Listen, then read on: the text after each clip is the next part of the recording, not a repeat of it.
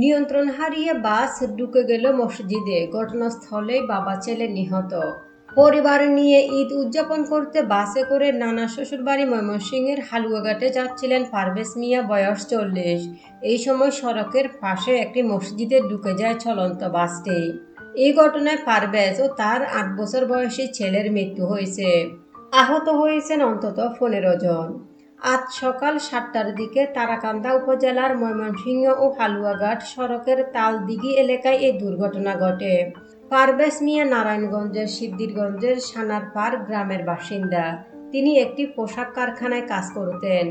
ঈদের ছুটিতে সপরিবারে হালুয়াঘাটে নানা শ্বশুর বাড়িতে যাচ্ছিলেন। নারায়ণগঞ্জ থেকে ময়মনসিংহের হালুয়াঘাটে যাচ্ছিল তিশা পরিবহনের বাসটি। এটি ঢাকা কুমিল্লা সড়কে চলাচল করলেও ঈদ উপলক্ষে হালুয়াঘাটে যাত্রী নিয়ে যাচ্ছিল। স্ত্রী, সন্তান ও শ্বশুরবাড়ির লোকদের সঙ্গে হালুয়াঘাটের নানা শ্বশুর বাড়িতে ঈদ উদযাপন করতে যাচ্ছিলেন পারভেজ।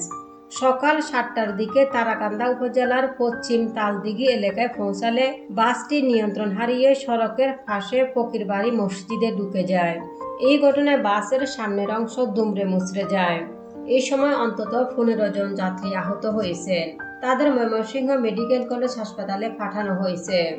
যাত্রীবাহী বাসটির চালক ঘুমিয়ে পড়ার কারণে এই দুর্ঘটনা ঘটতে পারে বলে ধারণা করছেন তারাকান্দা থানার উপপরিদর্শক এসআই লিটন চন্দ্র পাল। তিনি বলেন, যাত্রীবাহী বাসটির চালক হয়তো ঘুমিয়ে পড়েছিলেন।